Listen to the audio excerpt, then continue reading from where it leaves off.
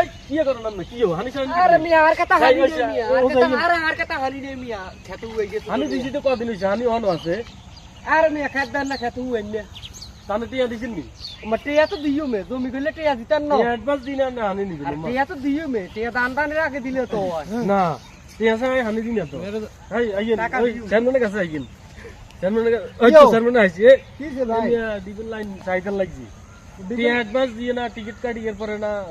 I দিমু না I funny দিমু না কে সাইবো কিলে আমনে ফানি দিবেন আমনে হেডের জমির মধ্যে ফানি না থাকলে আমি ফানি সাইডনো কিরবে আমি আমনে টিয়া দাও জানো তো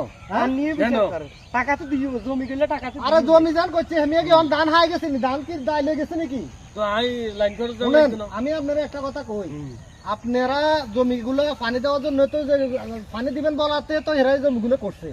তাহলে আপনারা কি লেগে মনে করেন কৃষকের জমির মধ্যে পানি দেন না ঠিক মতো ধান হয় না তারা ফসল ঠিক মতো উঠাতে পারে না তাদের লোকসান হয় কৃষকের জন্য সবসময় একটা জিনিস রাখবেন মাথায় রাখবেন কৃষকরা যেন মনে করেন ভালোভাবে ফসল উঠাতে পারে ঠিক আছে এটা তো বুঝি এখন ধান ফাঁকি গেল কই রাচ্চাই কাটি লই যাবে কই হরাই দিচ্ছে তো হন যায় যে যার মাথায় ভালো বেন্ড আছে ভালো মানুষ এরা কখনোই কাজ করবো না আপনার পানি টাকা পরে আর ধরন যায় না ধান যেতে ঘরে লই যায় কই